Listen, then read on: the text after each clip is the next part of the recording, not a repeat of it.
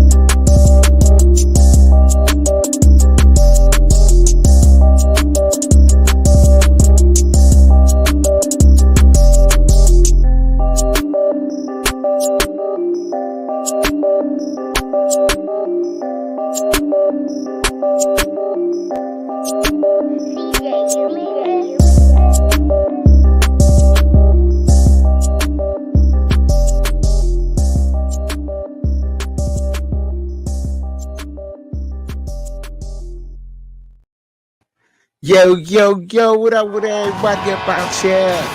Welcome to the Fans Point of View platform with your hosts is out here, Shad and Truck and Chubby. Shout out to the gang that's about to be up in the building. We got a new one coming up in here, Otto. We got Studio, got Cuban, we got South Coast Kane out there, Katie Allman, Bird, all everybody that's out there, man. What up with everybody in the gang today, man? How y'all feeling, man? Oh man, y'all can already see I'm jumping right up into the mess to Dizzy.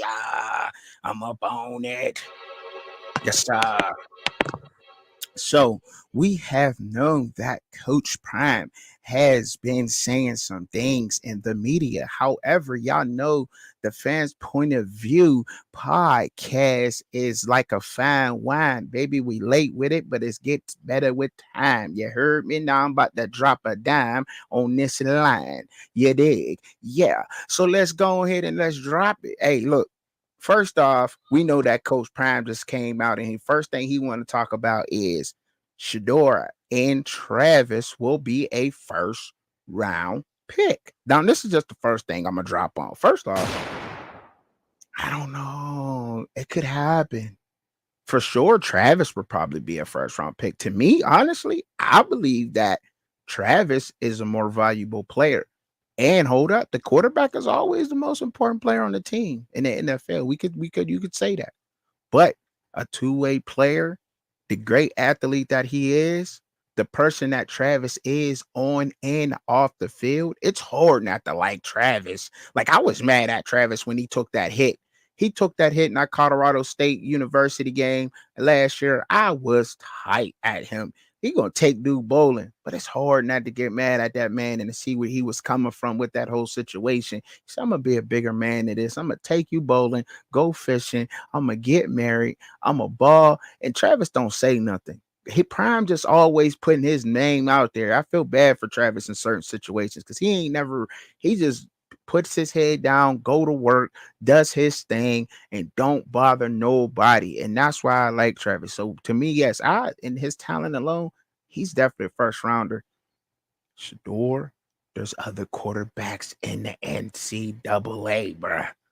There is. And they may be picked over you. Now, will he probably be a late first rounder? I don't know. What do you think, Shad? What you thinking, bro? What you think? Yeah, I mean the the production is there. Okay. The the fanfare is there. The hype is there. Not saying he didn't deserve the hype, but I think the bigger question is going to be what do NFL teams value Travis as? Do they value him as a defensive back or they value him as a receiver?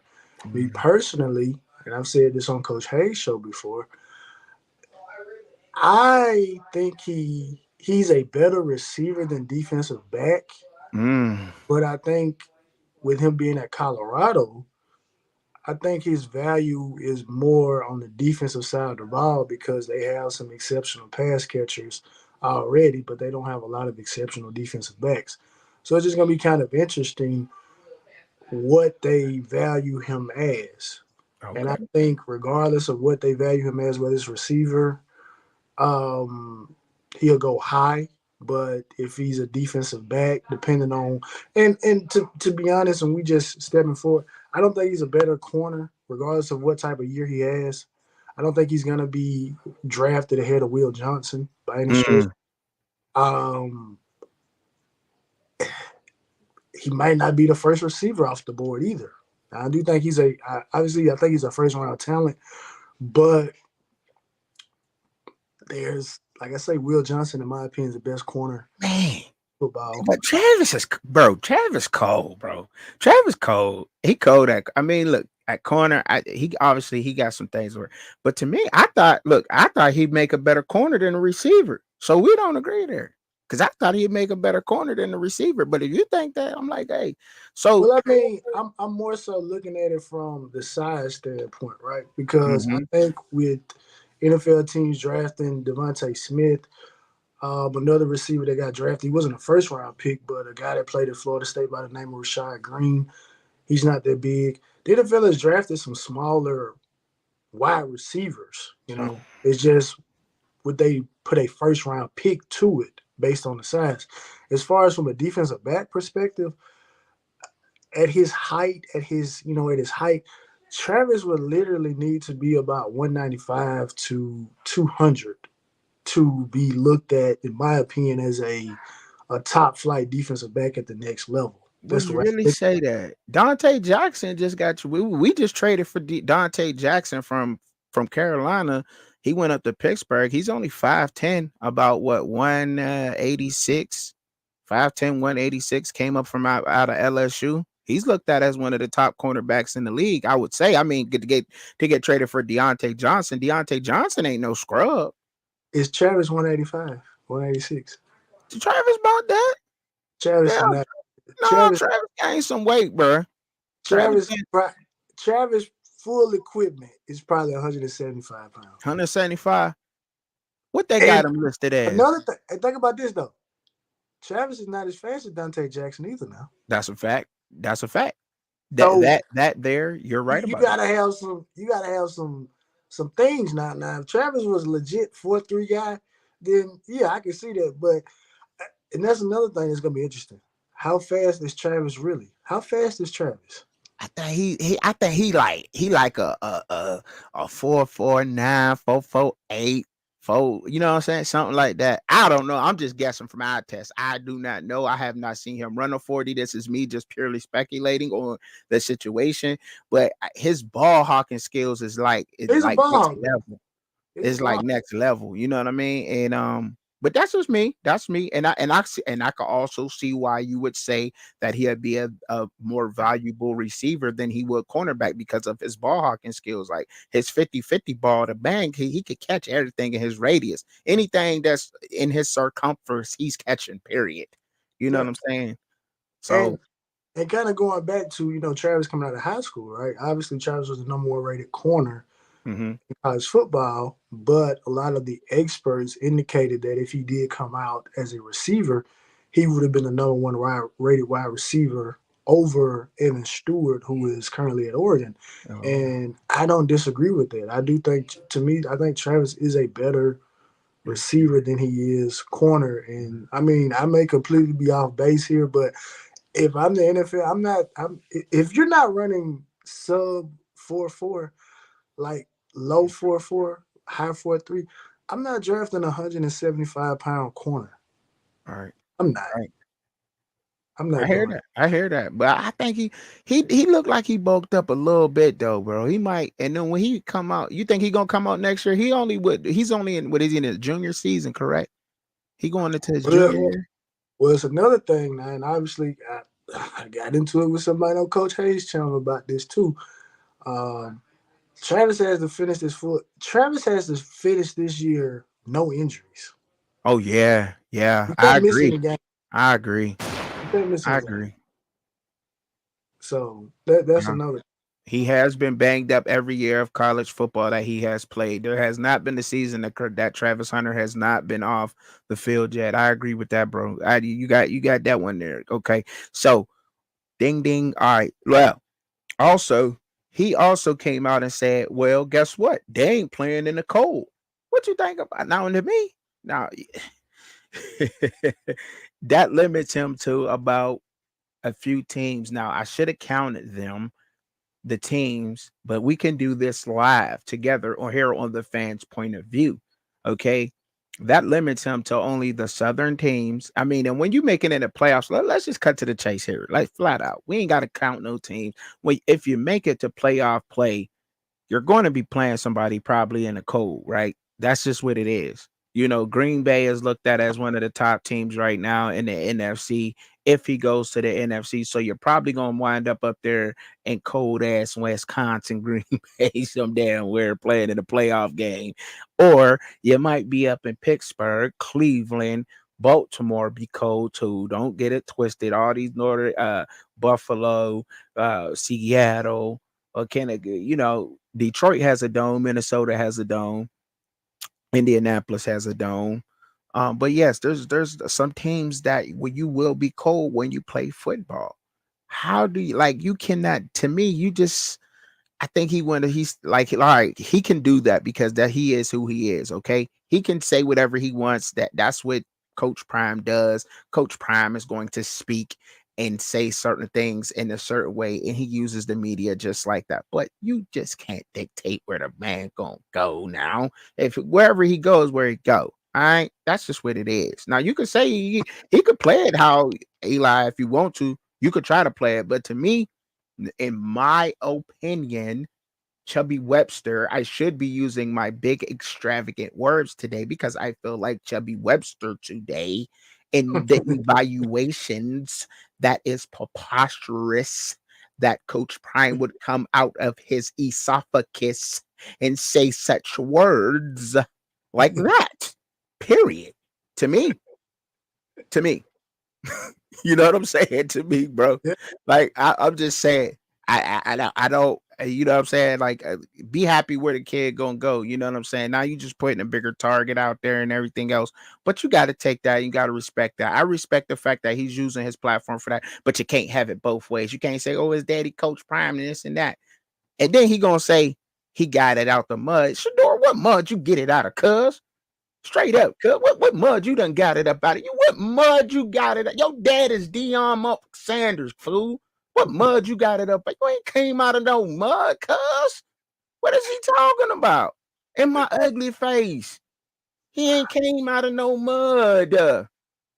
We come from them gutters. We know how it feel. How many people out here in the chat know how it feel to when your lights get cut off and you got to use candles and flashlights or something back in the day? Who know about? He probably ain't never ate. He ate ramen noodles because he wanted to taste it because all his friends in the hood was talking about ramen noodles and shit, beef and chicken flavor. He wanted to try it. We had to survive off ramen noodles and bologna sandwiches. We sometimes we ain't even have mayonnaise, cause we had to smash the bread together on the bologna so it'd get a little bit wet when you bite the sandwich. We ain't getting what mud you came from, fool.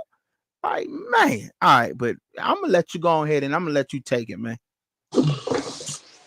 I mean, this this is an interesting topic because Coach Hayes spoke about this on his show, and he brought a very interesting insight to it. And I said, well, I kind of like this insight because we were talking about the aspect of, kind of obviously what this is doing, and obviously, you got the situation with Archie and Eli, but they have the control, Shadur and Dion, because they're not in a situation similar to probably the vast majority of other draft picks. They don't necessarily need the money. And so what I've been trying to come up with right now, because some people are making this theory about, well, he's going to go to the Cowboys. You know what I mean? And I'm just sitting here thinking in my mind, I said, how in the world could he get to the Cowboys? Because the Cowboys are too good of a team to be drafting in the top 5, top 10, stuff like that. Like they win too many games. And so I said, well, could it be a situation where he could end up in a supplemental draft? Thought about what the supplemental draft was. And so I looked it up. And so the supplemental draft means that you have no more college eligibility left, but you did not enter the NFL draft. Now, what would be interesting about that is obviously sit a year, correct?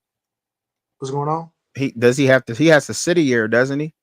No, it doesn't say anything about sitting a year because you have no more draft, you have no more college eligibility left. You've exhausted all of that. So from what my understanding, Shadur actually has 2 more years of college football that he can play because of the COVID year. So he doesn't necessarily have to come out this upcoming draft. He doesn't. But again, you'll see how the season is going. Whether or not it'll be worth it to come out, because you may have graduates though, bro. He can go. He can go because you looked that up too, right? Did you see the part where there was the graduation? No, I was just talking about from just a pure drafting standpoint. It's like, okay. If you don't want to go to a cold weather team, I mean, those are your options. Like, that's your option. You can opt for the supplemental draft. You can play your last year of college football. Don't declare for the draft. The Cowboys, I mean, thinking about the teams that Dion has played for, the notable ones, obviously the 49ers, the Cowboys, as well as the Falcons, all 3 of those teams ideally could be in a situation for a quarterback. I know 49er fans, they may feel a certain way about Brock Purdy, but Shadur is an option. The Cowboys, they have what they have going on with Dak, and then the Falcons, they just got Kirk Cousins, who's recovering from an Achilles. So, I mean, he could be in a situation where he could sit back a year and learn in all 3 of those situations. So you're not going to get the guaranteed money up front, but again, they don't necessarily need the money. I mean, they don't need. Let me not say that. Everyone needs money, but they're not hard pressed for it. So if that's the route that they want to go, that's an option for them. Or like you say, you just sit out a year, or however this goes. But if Dion wants to get Shadur to a certain team, he can do it. I mean, like I said, we literally watch Archie Manning get up there and say, look, my son's not going to San Diego. And he didn't go. That's a fact. So it's not like we haven't seen this before. Archie didn't come out flat out and say, oh, I don't want my son to play in California. It's like, no, he's not playing in San Diego. He went to New York. So, I mean, they could very well get up there. But whether or not Shadur is the first quarterback off the board next year, I mean, it's interesting. A lot of that's going to be based on how well the Buffalo do this year. And I'm not putting out any predictions because I'm not at liberty to do it because I don't know enough about Colorado to put a record prediction out there. I'm not a hater. Oh, you're not a hater. You don't want now. I don't want to be a hater. See, listen, we are not haters if No, you are giving your opinion, your thought, or your belief on a college football team's record. well, let me say this then. I'm not. I can't do it because I don't know what they have coming back. I don't know the schedule. I don't know anything. I really spoke out of turn last year when I said I felt like they were going 7-5. So I'm not doing it again. That's about fair. I think so. I think that's about fair. Floor 7-5, ceiling 9-3. If they do better, they do. You know what I'm saying? I think that's about fair.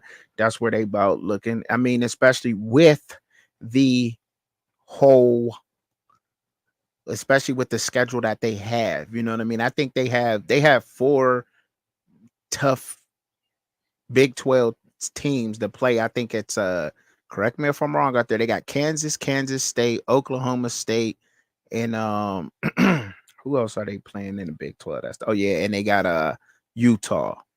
So those four games right there, out of everything else, is pretty light. So you know what I'm saying? That's what I'm saying. They at least they win one of those or something. But we ain't gonna get out on today. I just wanted to say that. All right, now. Now, What, let me ask you this question. Let me ask you a question now. no, Obviously, what Travis go number one overall, mm-hmm. right? Because that's designated for quarterbacks. Do you see a situation with Travis Hunter with a big year going number two overall?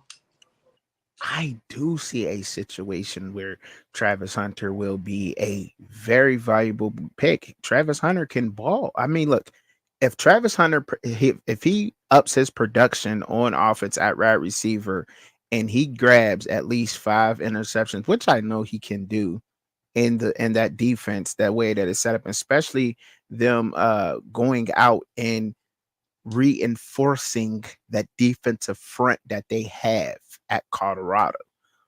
Going to grab, they went to Houston to grab Chidozie, and they went up to Pittsburgh to grab Sam Okunlola. They went and got one of the Wade twins out of Kentucky. He's a nice defensive end, and they got Terrion Carter from Arkansas. They got some big bodies. So if that defensive front does what it's supposed to do on paper as it is right now, that is going to take a lot of pressure off those corners and linebackers, and that will probably give Travis Pick City, some of those, and his production on offense is definitely going to go up because all you got to do, let's just be honest, like some of the things Shador might say might sound crazy, but if you can give that boy 3 seconds in the pocket, he is going to tear a damn defense apart. And part of that is going to be Travis Hunter, without a doubt. And Travis Hunter that's so there his production is on offense. So yes, get 1,000 yards receiving, 5 tutties if he gets 5 picks on defense. I don't see why you wouldn't do that. You get 5 picks and 1,000 yards on offense. He can do it. I think he could do it. Hey, I believe in Travis. I believe in Travis. Now that's just a belief. And that, it's not a Okay. fact, but whatever. But yes, if he does something like that, then yeah, I believe he can up that. And people be all over him. I mean, anytime you got a Odell Beckham guy wearing your shirt at a pro game, you might already be in there. Yeah. you know. But man, so what do you so about the comments? I don't know if you have seen that video that was on X, right? There was a video that was on X about Ari Wasserman. His name is. He has a podcast. Now you haven't seen it, but I'm gonna tell you, if you haven't seen it, I'll just tell you some of the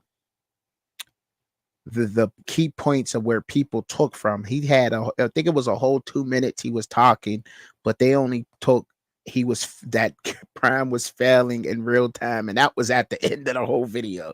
In between the video, got to talking about how Prime might be a showman. I did a little live on it yesterday, whatever. I did kind of went live with it. And then he said, hey, he been a showman at press conferences and all this other kind of stuff and whatever else. And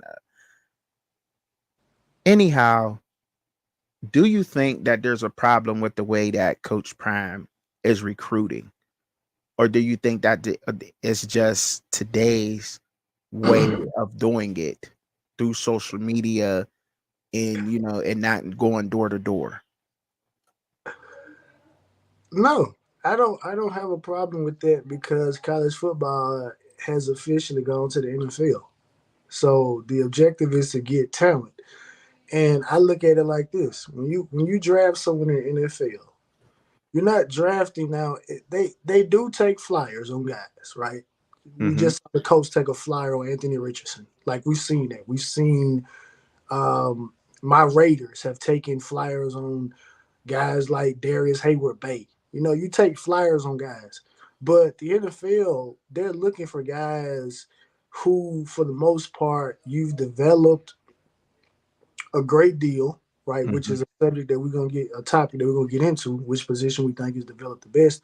Right. And they're not looking to like mold clay, right? They're looking to go ahead because they're in a win now business, right?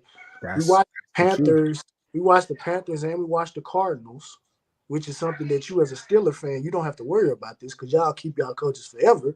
But the rest of the NFL, they fire people.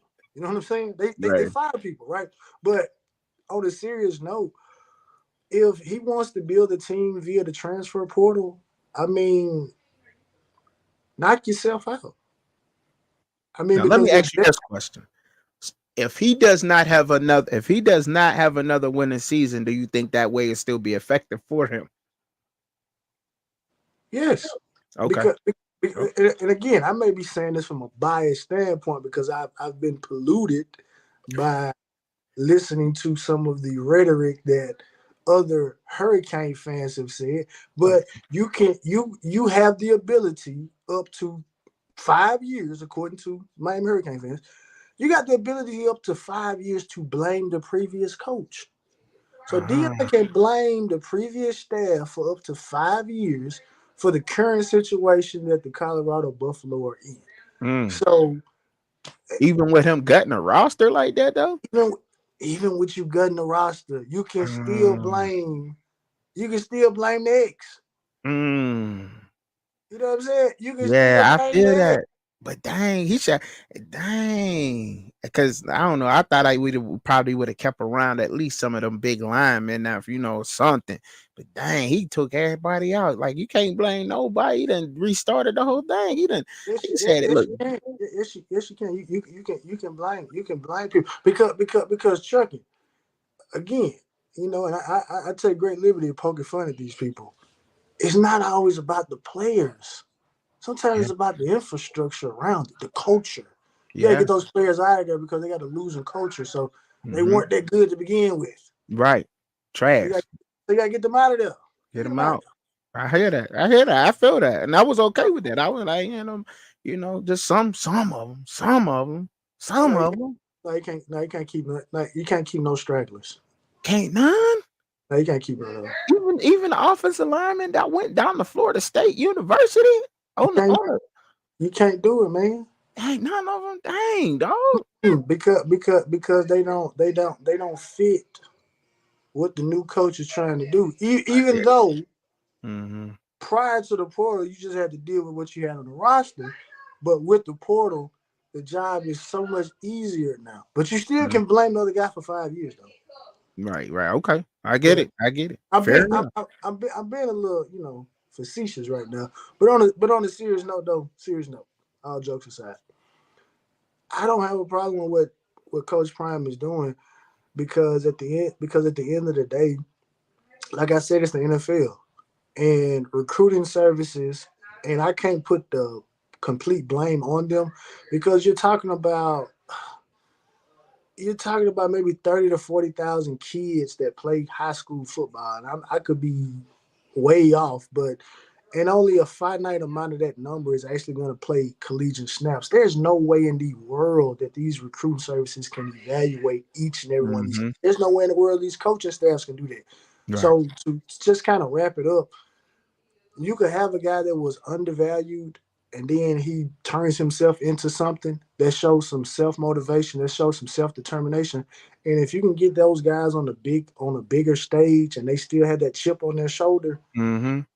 and you don't have to wine and dine them, you don't have to go buy their mama a new furniture set, not trying to be stereotypical, but Mm-hmm. ish. Right. Right. I'm gonna cut through all that headache because one thing that Coach Prime did say, and I agree with that. These men that are coming in via the transfer portal, the older guys, not the guys that are fresh off their freshman year, it's about business with them. Yeah. This is a transaction. Yeah. I'm ready to go. I'm ready. I'm ready. I've developed. I'm ready to buy in. I'm ready to go play football because I'm trying to get to the next level. And I don't necessarily see a problem with that. But again, it's gonna be an experiment. If it works, people are gonna adopt it. If it doesn't work, then like I ain't the got a guy problem with said, nothing. But it's if gonna be a but if difference. but if Truck and Ch- but if Chubby got something to say, I am entitled to my opinion. Do if you think I'm too opinionated, then turn the damn channel, fool. Because we all got opinions. And an opinion is a belief in a thought. That's all it is. The same thing, man. That's the same thing. But if I got my opinions and if I think a certain way about something, that's just how I feel about it. But see, that's why I like coming on here with my co-host and the gang. You know what I mean? Because when the gang out there, they'll let me know. Look, Chubby, you're tripping. You got some liquor in your coffee the other morning. You got this, you doing that. Then y'all let me know. And then y'all explain to me. And then, okay, now I see the other side of things that way, and I've also was able to explain what I was feeling and in my opinion, and you see that, and we both able to leave with a better understanding of how each other feels on that particular situation. Okay, and it's okay because now I leave with more knowledge and you leave with more knowledge and look at it from another point of view. All right. So look, man. Hey, man, we cooking up in here, man. We always up on here. I see big. I want to give a shout out to the people in that Chizak, Cuban Kane, Chris Kane for life up in the building. Anthony Mazzano, he up in the building, and Ms. Ike up in the building. I like go ahead and hit that like button for us, man. We moving on to the next topic. We is done with Dion and Shador. All right. What's the next one? Ooh, oh, today was a good day. Ooh, ooh, ah, mm, mm, mm, mm, mm, mm, Hey, y'all know that's the jam. Stop playing with me. Stop playing with me, cuz y'all know that's that jam. Hey, but I took that, man. You want to take the L? You know I am Cube. You know I am gang. I'm gonna drop the link in there after this subject. Y'all, I mean, I don't want everybody to kill the time, but yeah, I got you, gang. All right, but look, so my man's hit me up in the week. He said, yo, because we be trucking and all that. You know what I mean? We at work. I'm at work, riding down the road, bumping shit. Boop, just spilled my. I said, fuck my coffee. He text me, said text me. I said, oh shit, god damn it, motherfucker. So I done went ahead and he said, cuz Caitlin Clark and Ice Cube. Ice Cube done offered Caitlin Clark $5 million to get up in the big three. And I said, well, geez, Louis.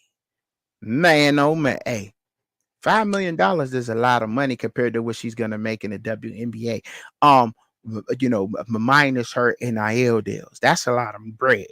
Now, I don't think she's answered that, but I believe that is a great deal. This could change a lot of things. This could change a whole trajectory. He actually can even start a women's big three, and it may even compete with the WNBA. Oh, where's my notes at on this? I mean, I'm just saying, man, if he giving $5 million out now, this is what I was saying. The WNBA is so cheap, and that Caitlin Clark would be foolish not to take this deal. What up? What up, Stu? But the thing is WNBA was put on the spot with this Ice Cube and Caitlin Clark thing. Ice Cube put them on the spot when he done this. Absolutely 100%. Because to me, it forces their hand to say, okay, if he's gonna offer her 5 million, they gotta up that salary cap on them teams. Because this is why a lot of our women talent leaves the US, as we all know, and goes to play overseas to try to make a little bit of bank. You know what I'm saying? Especially the ones who don't have the big name, image, and likeness, such as a Caitlin Clark, Angel Reese. What's old girl's name down at Tennessee? Rakia Jackson. You know, just those names that come off my head real quick. But they don't have that big of a name, image, and likeness, so they have to go play overseas and try to make some extra money doing that. But look, Cube said, "Come play in the Big Three." And I don't think that I don't think it coincides with the season. Does it merge with the season? Isn't the Big Three like during the off season with the WNBA, NBA? Somebody out there help me out with that. Cube, you know Cube. I know you know Cube. During the Big Three is during the summer. The Big Three during it, right? So it don't matter. So it don't even matter. But they had the chat going in. I looked at the chat, Chad. That's all. But so what are you thinking on this? What are you thinking on this, bro? Like what? Because I know you got a lot of things to say. I got a couple more things I'm gonna add in, but I'm gonna let you go ahead and start cooking up, and then I'm gonna come in after you again.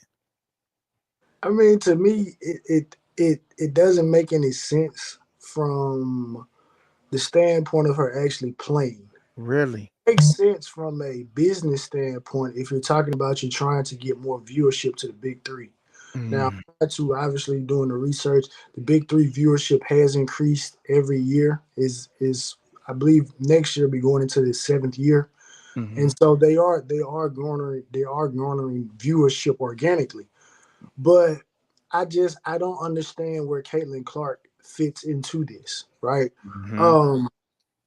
Caitlin Clark, this is again no slight to Caitlin Clark, but I feel like there are maybe some other WNBA stars. If you wanted to do this, why don't you go with a proven commodity, right? Instead of going with a college prospect, right? What a person, again, she doesn't get as much fanfare as a lot of these young women now this in the NIL era and even maybe even to a WNBA. But Liz Cambridge, I think Liz is like 6'8", 6'9" or something. She's big. But Liz does the same type of thing Angel Reese does, but Liz is already in the WNBA. Liz came out and said, look, she can beat DeMarcus Cousins in basketball. Like, that's the type of time Liz Cambridge is on. So, and Liz Cambridge obviously done the overseas thing. I believe she started the OnlyFans page and stuff like that. So Liz is about a hustle. So if anything, I would have maybe offered an opportunity to a Liz Cambridge or someone of that particular ilk versus going to get it at a Caitlin Clark. Right. And to kind of piggyback or to kind of comment on what you stated about the WNBA upping the salary cap, the NBA is not going to give them a larger share of the market. I mean, it's just not. So competition is good, but to me, in the grand scheme of things, women are trying very hard to push their sports forward, the sports that they are competing in. And I just don't think that they would be satisfied. I wouldn't be satisfied, right? I mean, I'm not a watcher of women's sports, but I understand their plight in some instincts. But I don't think they would be happy if you minimize their game to a half court session. When they come from college and they're playing full court. So I wouldn't get it.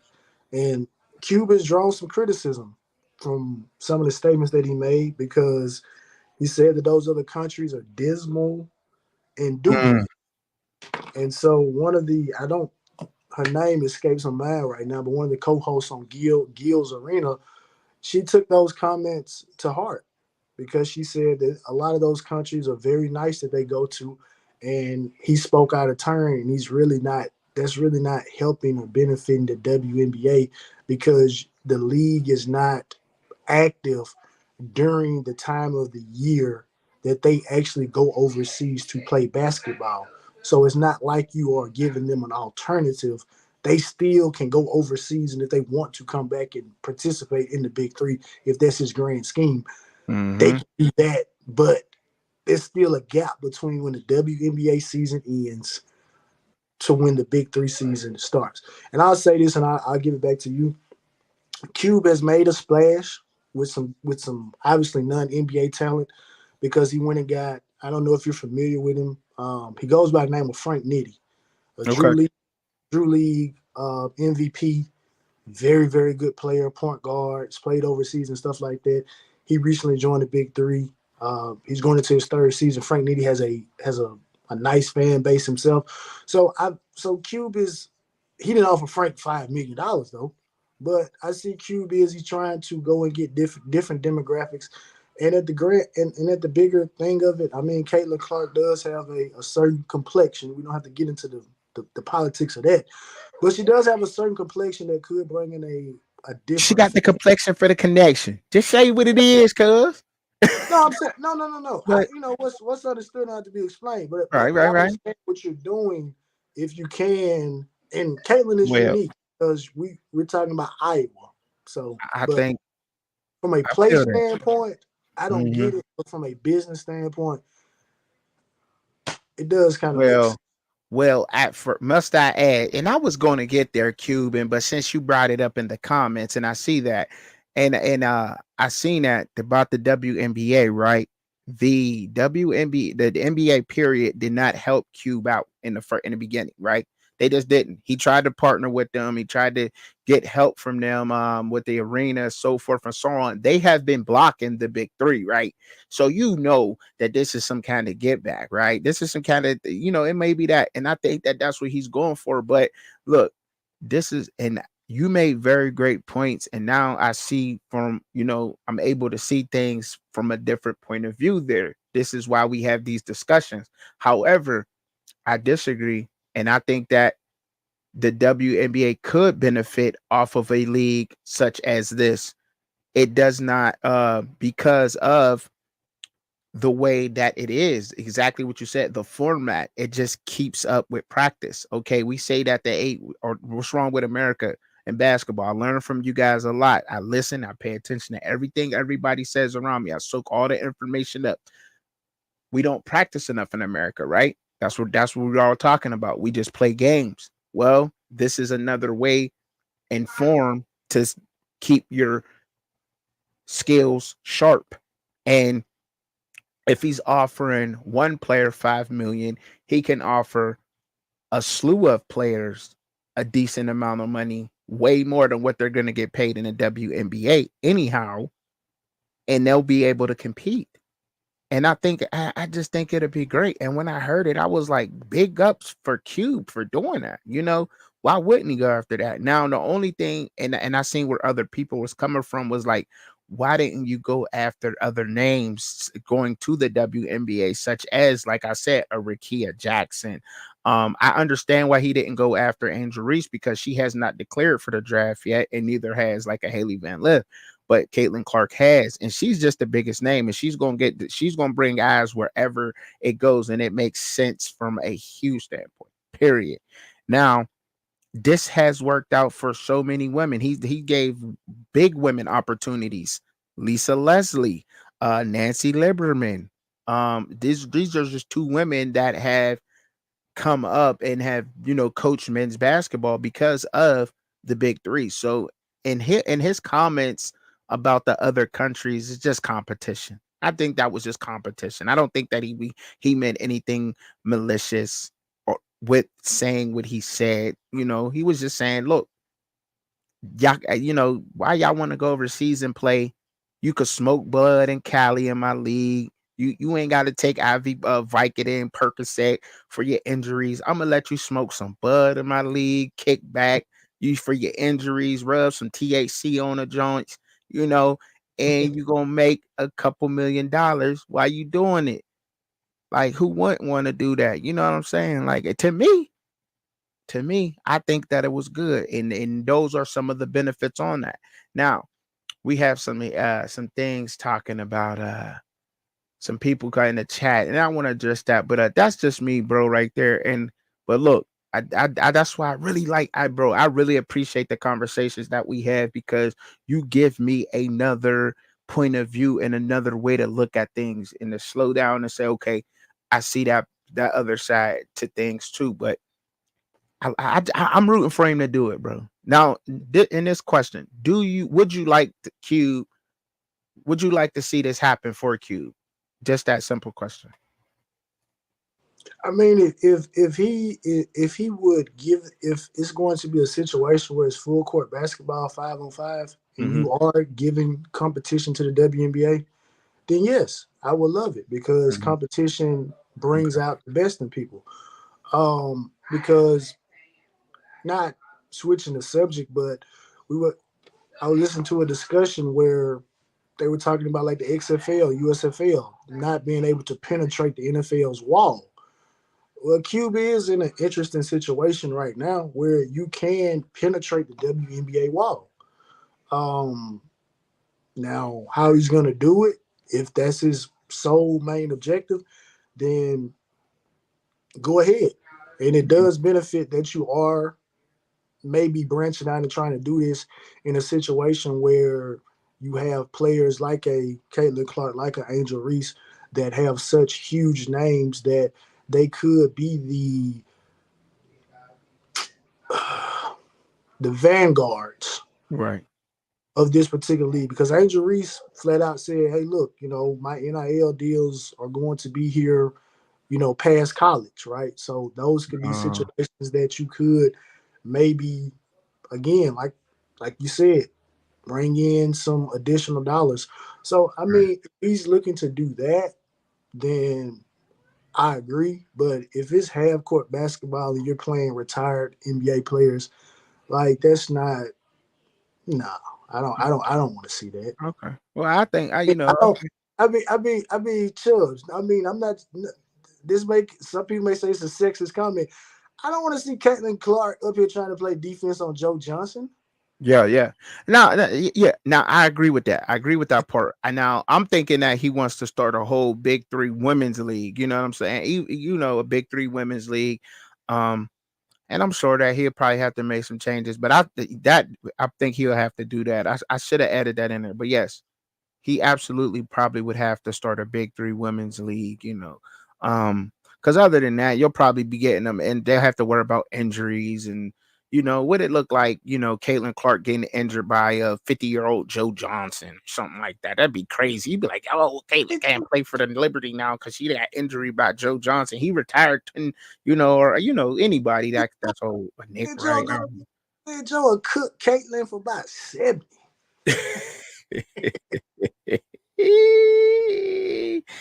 Oh man, but I do think that there's a lot of pluses in this though. I do, man. I do. I honestly think it'll be a lot of pluses, but I'm glad we having these conversations on these topics. I already dropped the link in there, man. That's a huge thing though, but I think he's just really just trying to force the NBA's hand, and giving them more money, the WNBA, because let's just be honest, they ain't paying them nearly enough money, man. And then like you said, Angel Reese going to the NIL deals. So what? So what? They still making more in their NIL deals and getting more publicity at the college level. I don't know if her stardom is going to follow her to the WNBA, just because the WNBA is not as watched as much as women's college basketball is. So that concerns me a little bit. Now that really does. Their viewership is not the same as we didn't even know that the WNBA women's championship is playoffs was just in. Did you know about that at all? No, I Yeah, don't think so. That's what I'm but saying. Like, but you know about the NCAA women's tournament for sure. You know, and that's what worries me. Even big names, because we have seen a lot of big names go to the WNBA and have not, and they were huge stars in women's college basketball. And Um, I think it's, but not to cut you off, but yeah, go ahead. it's different now. You know, It you got is. You portal. got social media. Social media is at a, I'm not gonna say social media is at a peak right now, but social media is at a very, very high. You still have Yeah. new social media sites being created. Obviously, you got the situation with TikTok, Facebook is still around, Instagram, um, whatever social media site, YouTube is there. They're able to get channels. So the thing to me is like, and this is what some people say the problem is with the NBA is where it's like it's not about the team, it's about individual players. So Mm. while that may not be a good practice and they may turn NBA fans off, that may be something that could turn, and this may come out the Right. wrong way, but No, that may no, be go ahead. something that turn WNBA fans on. That Mm. I'm following Angel Reese, I'm following Caitlin Clark. You know Yeah. what I mean? I'm like the young lady at USC. Her name is escaped my mind, but she's gonna be a problem for the next 2 to 3 years. Because the thing about it is like right now, these young ladies, they're not doing like the men. There's not one and done. Like they are incentivized because of the WNBA and with NIL, they're in a perfect situation that we can sit here and grow with these young women if you do want to decide to watch women's college basketball. So Right. we've grown with Caitlin Clark, we've grown with Angel Reese, and a slew of other young ladies that are going to come on that's going to make their names A known. lot of our talent left the WNBA though, bro. And I hear that. I do. And I don't mean to cut you off, bro. And I understand that. I really get your point. I totally do, bro. But with the whole platforms and their social media and their following and everything, but this has like social media has been here for a couple of years, and there's the stars that's leaving and going to the WNBA. Now, nobody like Caitlin Clark. She may change that. She may be the exception for this whole thing that's going on. For real, she may be the exception. Now, I must agree with you on that one when it comes to Caitlin Clark, because people want to see her ball. But as great as she is right now in college, do we think that that translate over to the WNBA? Do you think that she still is going to be this great and this dominant in the WNBA? Realistically. I mean, I made this comment. I said she could turn out to be Adam Morrison. I remember Adam Morrison was knocking down all kind of 3 pointers at Gonzaga, and people said, I mean, the Bobcats spent a top 5 pick on Adam Morrison, and he flamed out like a guy like a Jimmer Fredette. Like, I mean, so she could flame out, but and then the thing about it is like she's coming with, it's gonna be some tension. It's almost like the way the media has kind of hyped it up is, to me, it's kind of like when Lonzo got to the league and how NBA players wanted to make it a point of emphasis to introduce him to the NBA because of the things that his father said. To me, I think that's gonna be the intrigue of Caitlin Clark, because it's like they're gonna be WNBA players, like, they're gonna feel tight. Like, bro, how you getting 5 million? Hmm. What do you do to get five? I mean, like, yeah, you breaking records, but you ain't like that. I mean, that's again, we gotta look at the competitive nature of it. I'm not saying she's not like that, but I'm just saying you gotta look at it from women that are already playing the game. Oh, she like that in college, but I don't think she does that sound. I think she can be good in the WNBA, but they're going that's she's not going to be this dominant in the WNBA. Not this dominant. Hey, Chuck, and I say this. This is my last comment on it. She'll either be Steph Curry or she'll be Adam Morrison. Ain't no That's in. it. That's it. I mean, with the following she has though, that's what worries me there. That's what worries me with her following and the lack of the attention the WNBA gets. Now, I appreciate y'all rocking in. I do like that comment. One player, Studio Stu said, gang gang. Studio said one player on each Big Three team. One woman player on each Big Three team. One woman player. That sounds interesting. That sound it does. Now the next topic. Oh, we hear basketball. The tournament. Some games are going on live right now as we speak. The men's tournament. Your picks for the final four and the men. This is the Elite Eight I got pulled up on a slide right now. Who are your picks for the final four, bro? So I'm checking the score right now. I've been watching it. UConn and Illinois. UConn is up by 5, 20-23. Obviously, UConn, the defending national champions. UConn is favored, but Illinois, I mean, it's kind of my team, you know, Mm-hmm. on and off since '05. So I, I'm gonna have to I'm You gonna have got to to go with rock with them.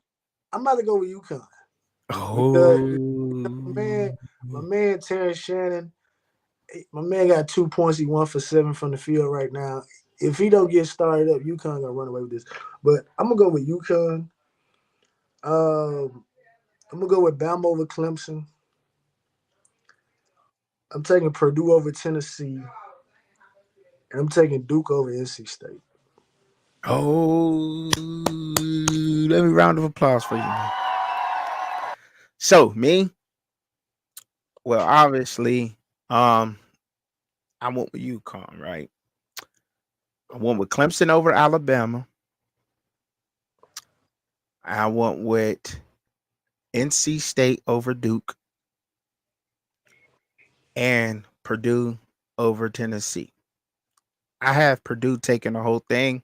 That's me. I just think they're just. I don't know how you guard dude. How do you guard that? How do you guard him? How do you guard Zach Edey? How? Like the dude like 7'7". I mean, like the dude literally like when he dunks when he just touches the rim like this, like his hook shot or whatever. He just so big. I don't know how you guard Zach Edey. Now I'm not like I said, I'm not no basketball aficionado, but I got Purdue taking the whole thing. But that's my final four. I just picked right there on the men's side. I would like to see some of y'all's final four out there in the chat. But that's for the men's side of things right there. Now on the women's side of things, let's get up into this one. Now I guess I'll go ahead and take the lead on this one. Hey, listen, we getting what we want. The people getting what they want. LSU, Iowa, they getting what they want. You think so? You No, I'm think so? saying they next. Yeah, That's yeah. next. The And they, people I are mean, I got and man, look, man. LSU about to put something on them, man. They about to put something on them this year. It does scare me though that when their closeout, they do give up a lot of 3 points. When I see them play like Texas A&M, I believe it was, Ole Miss, they during the season though, this tournament different though. Tournament play different, but they was giving up a lot of threes that you go inside the paint on and they kick out. And that's what Caitlin Clark did today with Colorado. They was on point. Caitlin Clark coming in there, passing the ball around. You know, she drawing a double team, somebody wide open for a three every time. However, I think Flage got a lock down on Caitlin Clark, though. You know what I'm saying? Flage normally guards her. She what, 5'10", 5'10 and a half, something like that. So they around the same height. Caitlin 6 foot. And Flage's defense did get better. But I got LSU. Let me talk that talk. LSU, South Carolina, North Carolina women, North Carolina State women also, and I got the UConn women beating Duke. That's what I got. So I have South Carolina, LSU, North Carolina State, and UConn. Of course, for some reason, it just Dawn Staley's team, they struggled against Indiana, but the key of beating them is Camila Cordoza, and Angel Reese is the only one in the tournament to me that can guard Cordoza. So LSU taking it all, but that's my picks. What's yours, bro? I got South Carolina, Texas. I'm going Iowa, and I'm going USC. I'm still here, bro. I had my camera messed up. Okay, okay, My camera messed up. okay. All right, all right, all right. Those are my four. I got South Carolina, Texas, Iowa, and USC. Why you got them? Bro? You picked them. You went with them. Why you like them teams? Hey, look, I'm going with. Hey, listen, I'm going with the number one seeds, man. Hey, That's my guy. That's my guy. Drop a bomb for him. Hey yo, he be on it. He'll be playing. Cuz don't be playing. That's crazy. yeah, that's a name. Yeah, Juju Watkins. Yeah, Juju.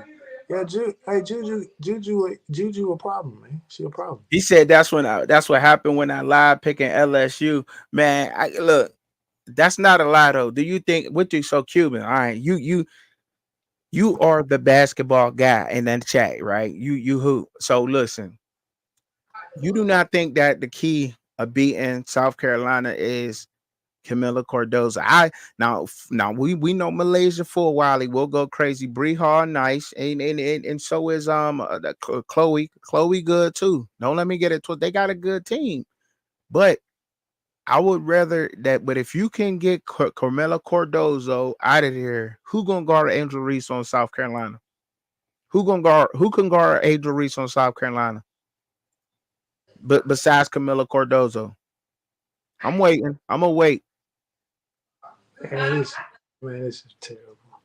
What's terrible? No, I'm talking about like UConn has not made a 3-pointer, but they're up 35-23. Jeez. Jeez. Jeez, that's crazy. That's crazy. So you say so that's what you say. That's what you say, Q. No, look, I'm just saying Reese is she ain't that, you know what I mean? But she gets it done, bro. She gets it done on the boards and she makes some shots. You know what I'm saying? She's a decent free throw shooter, right? Um, who you think the best on Anisha Morrow is the best to me. I mean, Anisha Morrow, we have yet to seen her play her best. She has not even went off yet, like, and just carried the whole LSU team. Anisha Morrow from DePaul, she was going bananas up at DePaul, averaging 36 points a game and all that other stuff before she even came down to LSU. She's taking a back seat to even try to help out the team a little bit, if you ask me. But Anisha Morrow is like that. She's like that for real, for real. But but yeah, that's all Reese got to give you is 15 points and 20 rebounds. She give you 15 points and 20 rebounds, bro. It's on and popping, man. But I you know, hey, I'm learning. And thank you for teaching me. Thank you. I appreciate you, brother. So we are talking about which NFL team are y'all excited to see next season? Now you can go with topic right here. You can go with the personal favorites. You can go with everybody's talking about, or you could just simply just do it how we like to do it here on the fans' point of view and pick a team that was trash last year, but you might be excited to see them. Now, y'all know I'm excited to see couple teams, but obviously I could use this opportunity to talk about my Steelers, but I think I'll do that tomorrow in tomorrow morning. But let me get my ready. I am excited to see Shaq go talk about his team he excited to see first.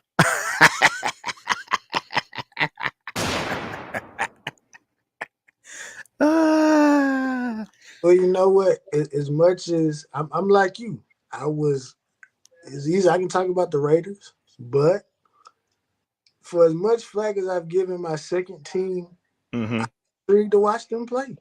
I'm intrigued to watch the Chicago Bears play next year. I'm excited they do. Nah, why you intrigued to watch the Bears play? Listen, break it down. Okay. When he got Caleb some weapons, they did got some weapons, and when they retooled the offensive line for him, New offensive coordinator. We can't say that Cliff Kingsbury offense was the issue that was why the Cardinals didn't get over the hump. We can't say it was the offense. We can just say that the team just they couldn't finish. They started fast, but they finished. They couldn't finish it. They had the 12th ranked overall defense in the NFL, which I think is only going to get better. Right. Um, when it re-signed the All-Pro corner Jalen Johnson, when he got Kevin Byard from the Tennessee Titans, who's been a steady, pretty good safety himself, and they returned the best run defense in the NFL going back. And Mm-hmm. so I think their defense is going to be a lot better, and I think that's going to help out a lot. They're in a division where it's going to be a good division. You still got the Lions. They still have what they have. The Packers, who have hit on 3 quarterbacks in a row, which is unheard of. But I think that these new weapons, Yeah.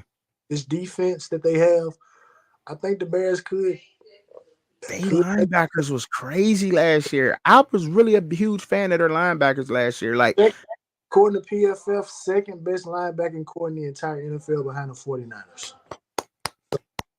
yes, sir. Yes, I'm sir. excited to Yes, see the sir. Yes, sir. Even last year, I thought they were the best last year to me in my eyes. Just from the standpoint of how they played and everything. The stats alone, but how they played, I paid close attention to that last year. Had y'all been following me last year when I was doing my lives and stuff, I talked about the Bears linebackers a lot. I used to do like a little segment called like the Dark Riders, like instead of your dark horses, Dark Riders. And they were my dark riders for a couple of weeks, man. Those linebackers for the Bears. So yeah, I like that one. I like that one. But to me, I think, and I'm gonna roll with Washington Commanders. The Washington Commanders. I'm excited to see them play. Why do I say that? Because of the coaches that they picked up, man. I mean, Dan Quinn. Hold up. Let me break this down to y'all real quick. The head coach, Dan Quinn. Um, Pete, I can't pronounce his name, but the player development coach, Pete. How you pronounce that? I don't know it. I'm not going to try to. I'm gonna butcher it. Cliff Kingsbury, the offensive coordinator, they got him over there. Andre Coleman, office assistant. Their staff is just crazy. The list goes on and on and on. Another one I wanted to mention on that list was Brian Johnson, an assistant head coach, and he's also the passing game coordinator. Now, to me, a lot of people, you're like a passing game coordinator, right? And all these picks they have, right? They went out, they went and went ahead and got this offensive line together. Now they got Big Tyler from Wisconsin. Let me just flat out come out and say this because there's no other way for Truck and Chubby to do this. They went out and got a lot of big white boys for the offensive line, which makes me think that the Washington Commanders are super interested in getting Drake May. They are. And the picks that they got, James Pierre, they went and grabbed him from us, the cornerback. I really like him going over there to Washington. We don't pay a lot of players, but he's developed in Pittsburgh. James Pierre, to me, I like the way he balled, but he's going to be in Washington. Michael Dieter, the center, they grabbed him up from Houston. Like I said, they're going after Drake May. They're going to go pick Drake May. Washington Commanders, all the picks they grabbed. I want to see what they do, and I'm excited to watch the Washington Commanders. I can't even speak on it right now. I'm tongue tied on how excited because I'm really so excited to watch them, man. I can't even get it out and speak it into words, man. The moves they made, and Dan Quinn. I want to see what he does as a head coach, my guy. I want to see what Dan Quinn does. Now, another team that I'm excited to watch. Another team that I am excited. The Seattle Seahawks. Now, them going to go pick up Sam Howell. And that is going to be interesting to see what goes on with that quarterback room. Seeing how Sam Howell's over there backing up. I think that he's going to go over there and compete for that job. The running backs that they have, Kenneth Walker, I'm a big fan of Kenneth Walker, but now they have a nice 1-2 punch going on over there. And that defense that they shored up, I want to see how that defense performs this year and over there in Seattle. That is just that's my number 2 team over there in the NFC. Also, the Philadelphia Eagles. With all the turmoil that went on over there, and we wasn't sure what went on. They went on that super duper butt losing streak that they went on. And we just said, look, players need to be traded out of Philly. We done gave Philly hell. We done said this about them, that about them. And I want to see if they bounce back and they respond to this adversity, because I'm a huge fan of Jalen Hurts. I've always been. And I want to see how they perform and bounce back from this adversity and see what AJ Brown does. I think he stays there. I really want him to stay there and just work out these things and just show the world that the brotherhood can come together, that they can fix a small problem. Because I just think it's just something stupid and small. I don't know. I'm just guessing. But I do want to see what the Eagles do. And I said the Seahawks before them and the Washington Commanders. So there are 3 teams that I want to excited to watch this year. You can go ahead. I'll pass it off to Yeah, you, brother. yeah, I misspoke. We have Shane Waldron, offensive coordinator for the Bears, coming from Seattle. So Oh, again, good offense has helped. Obviously what he did with Geno Smith, helping turn DK Metcalf into a very good receiver, run game. So very, like I said, it's going to complement what the Bears are doing. I think it's a good fit. A very very good fit. So I'm interested to watch them, and I'm also interested to watch the Houston Texans. Right, mm, Texans have been a team that has been very intriguing to me since their re-inception into the league. Um, really love when they had Arian Foster running the ball. Obviously, Andre Johnson, ooh, those days. JJ Watt. I mean, they've always had on paper some solid teams, Yeah. but it was just like they could never get over the hump. So I'm interested again to see how they do, because they made it to the playoffs with some key pieces missing and a rookie quarterback. So again, they have a OC from that 49ers coaching tree. So we should only expect for them to get we can only expect for them to get Uh-huh. better offensively, and we know what D'Amico Ryan's going to do on the defensive side of the ball. So I think the Houston Texans, and they are in a division that Yeah. is wide open. Yeah, it is. So And they can just walk away with that division, bro. They really can. They can just walk away with that in the AFC South division. yeah, Um, I got a quick question for you. Do you do you think what position helps them right now? What position you think really helps them? Do you think it's receiver, saying that they didn't have that depth, or do you think what do you think a tight end? But then they just could sign a tight end too. You know what I'm saying? So what just what are you thinking there? who can help the Texans? Yeah, yeah, with the Texans. You think they should go receiver? And if I'm D'Amico Ryan, I'm strengthening the strength. I'm going to get the best available defensive player, Hmm. because it's been a discussion going on, but it hasn't fully crossed the finish line yet. But they're trying to start that race. And that race is they're almost trying to get a situation where the wide receiver position, they're trying Hmm. to get where it's like the running back position, where it's like we can still get value later in the draft. Mm.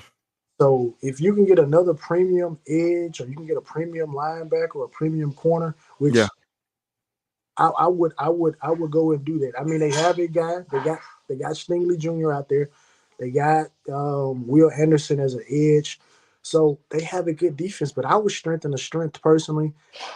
This is a lucky for them. This is a very deep wide receiver draft class right here. So they don't Yeah. have one in the first round. They could No. get a guy, which they don't. I don't. What they don't have a first round pick this year, do they? Because they had two last year. They late round, right? When we did that, when we did the mock, that was a while ago. We did the mock. I think they got a late round pick. I think so. Yeah. So a receiver will be there. later in the draft, a Right. big body guy, someone that they need. So I would just get best available defensive player, based on where you pick it, and I would do that. If And anything. yeah, Okay. you All can right. you can go get a receiver later in the draft, or if you want to make a trade, or someone wants to do something or whatever like that, you can get a receiver. That's not a problem. You can Yeah. find them. Jacksonville. Yeah. I want to see. I want to see. That's a dope one. My Cube said he want to see what's up with them Jets, them Jets, Jets. That's what he said. He wanted to see what's going on with the Jets. But me, real quick though, I ain't talking about the Jets. I'm talking about the best. Now I can go with the Steelers and be like F the rest, but y'all already know it is. Y'all put us to the test. Hey, we got bars. Now let me stop. Cuz. Let me stop. Now bro, what? bro. UConn is beating Illinois 53-23. Oh my goodness.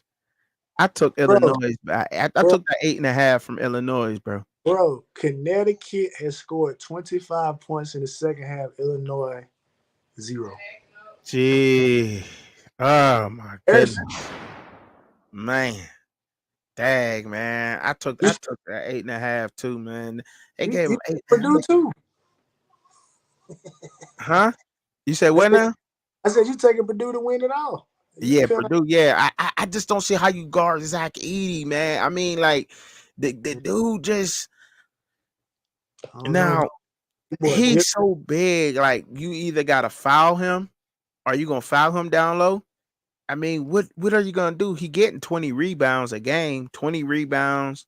I mean, you can try to double team him, and then when you can't leave them guards open the way that Purdue shoots. You leave them guards open, they gonna be shooting down in the block, going crazy. That's just crazy. Like I don't understand that, but the Jacksonville Jaguars. I want to see what they look like. That's a fact. I like Trevor Lawrence. Trevor Lawrence is okay.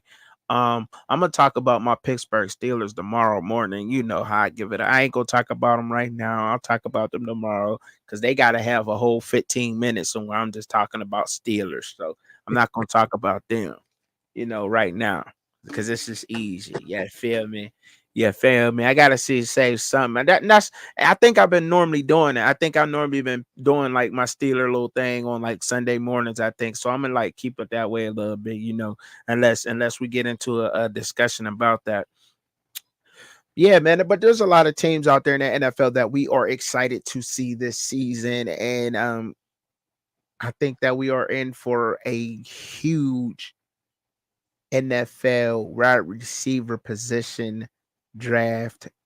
It's crazy the number of receivers that's out there and how they come. But we about to jump right up into that. We about to roll right over into the question.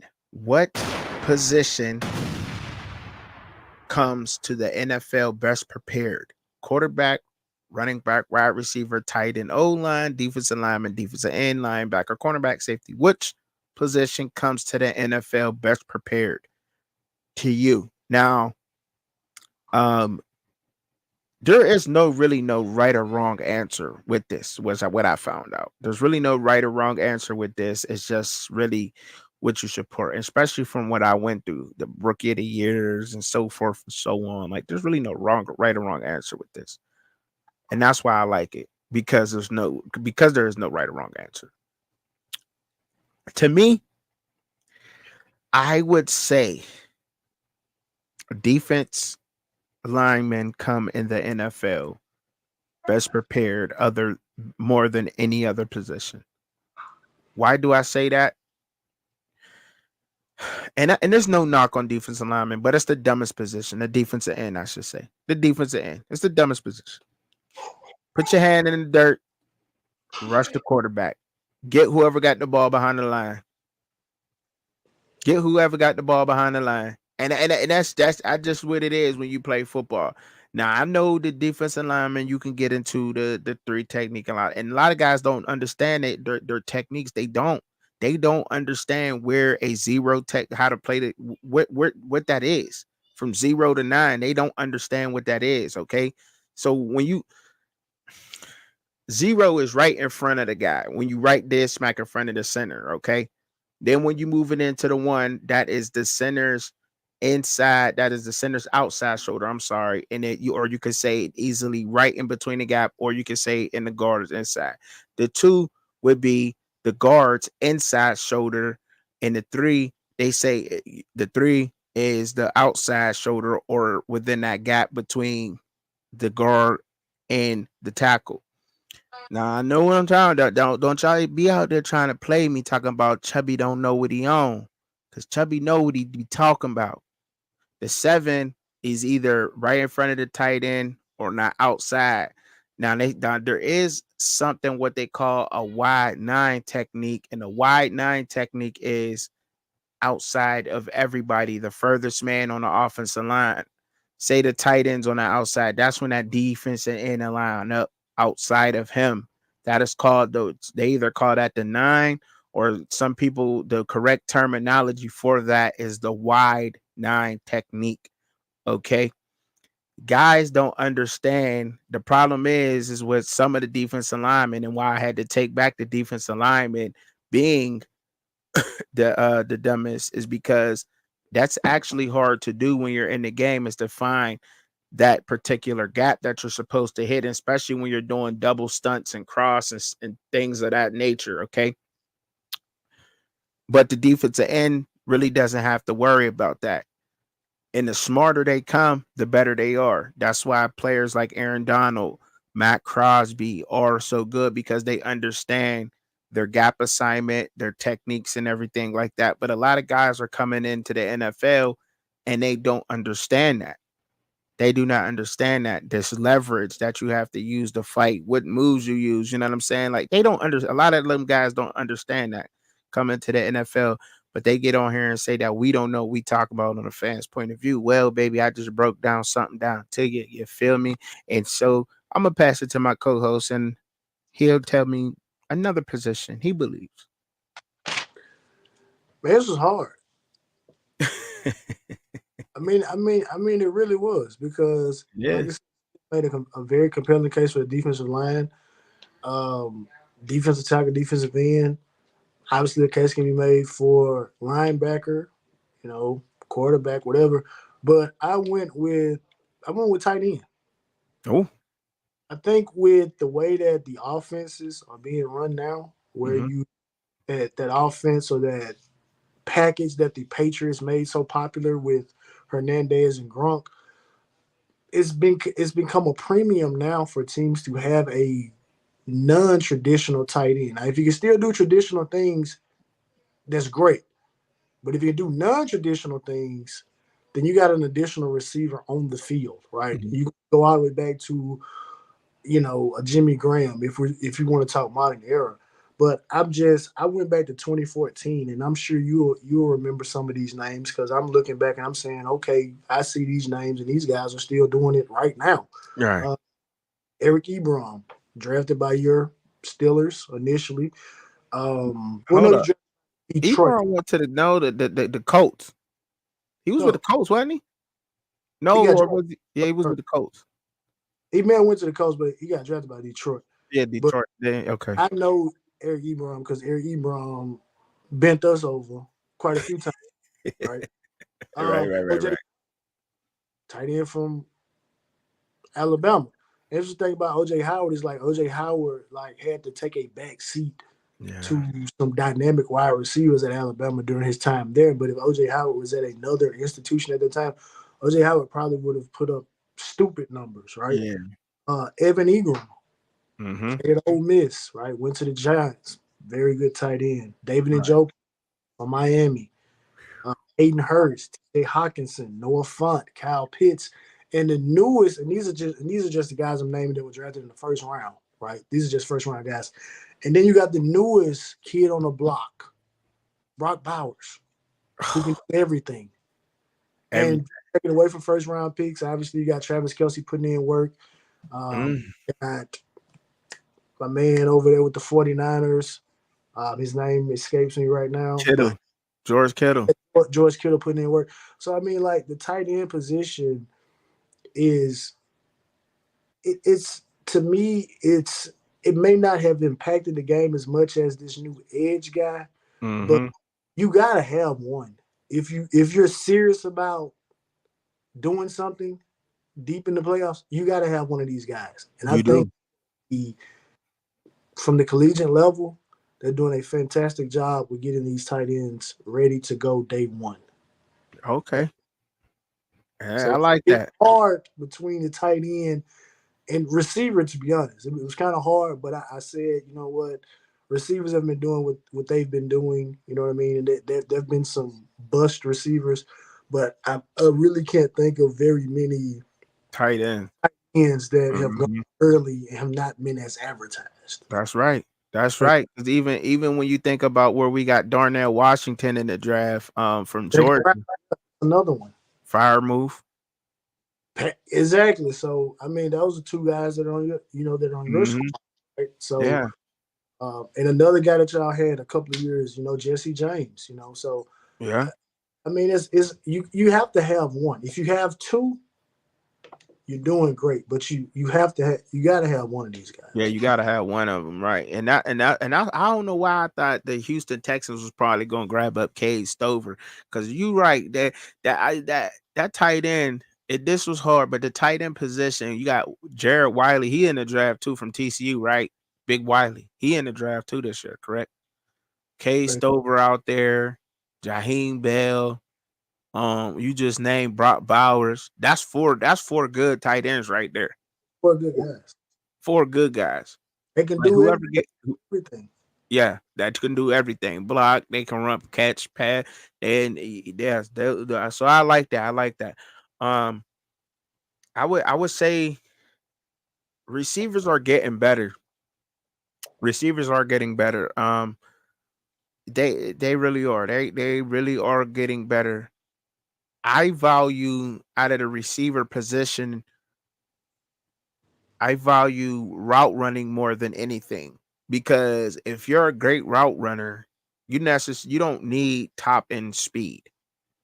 If you're a great route runner, that is the most important thing that as a receiver to me is route running, understanding the defense. That's why Tyreek Hill is unguardable, because he is so smart. He knows what the defense is going to do before he makes that move, where to sit in the zones, and his route running is incredible. Um, and that's so a lot of guys. Stephon Diggs, he's not the fastest guy, but he's a great route runner. Who else? My Pittsburgh Steelers. I think of somebody off top. Hines Ward. He was not the fastest guy, but his route running was impeccable. I he mean, he Keenan Allen. Keenan Allen. Oh yeah, Keenan. Let's go, Keenan Allen. His route running is amazing. And people sleep on Keenan Yeah, Allen, bro. Why I do mean, but people it's easy. knocking that guy like that? He's always in the top 10. He is in year what? What year is he in? What, 14, 15? He What been year? here for I don't know how long he been here, but he been here for a while. He been there for a while, and he's always a top receiver, bro, in the NFL. For all these years of Keenan Allen being in the league and him always being one of the top 10 receivers, that is excellent, man. He is like, I'll take Keenan Allen any day, any day. Put him on a roster, bro. Put him on my roster. He is great. He's a great receiver. Facts. He is. He's a great receiver. But yeah, quarterbacks ain't coming in no more, because the guys don't want to come and develop, man. I mean, they just don't want to be a quarterback. Everybody wants to be Patrick Mahomes. They gotta be a quarterback. And that's why Brock Purdy's look so good. Jordan Love, take your time, develop the just being a quarterback, man. Knowing how to manipulate the pocket if you ain't got the speed, arms. I think I honestly believe so, and deep down, and this is my belief, that Spencer Rattler is going to be a productive quarterback in the NFL. You love I mean, Spencer. huh? I said you love Spencer I Rattler. do, man. I made my first ever YouTube video about Spencer Rattler in the Gamecocks. I did, man. My first ever one, man, was about him. Like Spencer Rattler, some people say he had a cocky attitude. I just think I think he went in college, and I think he slacked off. He was such a huge star if you remember that QB1 show on Netflix, but when he was going into college, he was known through everybody. Everybody paid attention, knew who Spencer Rattler was from that show. So before he even went to the Oklahoma Sooners, I think he went there and slacked off a little bit. And that's what caused him to, he didn't go in there like he was supposed to. He already knew how to make all the throws in high school, but he did not go to Oklahoma the way he was supposed to, nor did he develop the right way. And do I blame that on coaches? Absolutely, I blame that on coaches. And that goes to show that some of these schools get this top talent and they don't develop their quarterbacks and their players as well, because we know that Caleb Williams came in, developed. His dad was on him about off-season workouts. His dad made sure he had everything. Spencer Rattler did not get the development he needed because he was able to make pro throws to me in high school. If you go back and you watch that show, he is a dime dropper, period. Now, as time went on, going through a lot of adversity, people saying, oh, he's a bust, he's not what he was supposed to be, the top quarterback coming into college football, all that gets into your head. And I think he was playing with a lot of that, but I still believe in Spencer Rattler. And I think that Spencer Rattler will be successful in the NFL, because look, he got, this is be call it what it is. He got knocked down a couple notches. Reality took a dose of reality. He's going to have to sit behind somebody, and learn from them. But when he get his number called in the NFL, watch and see. Spencer Rattler will be a productive quarterback in the NFL. He will. Look, y'all, I appreciate y'all coming in and kicking it with us, man. Make sure y'all hit that like button.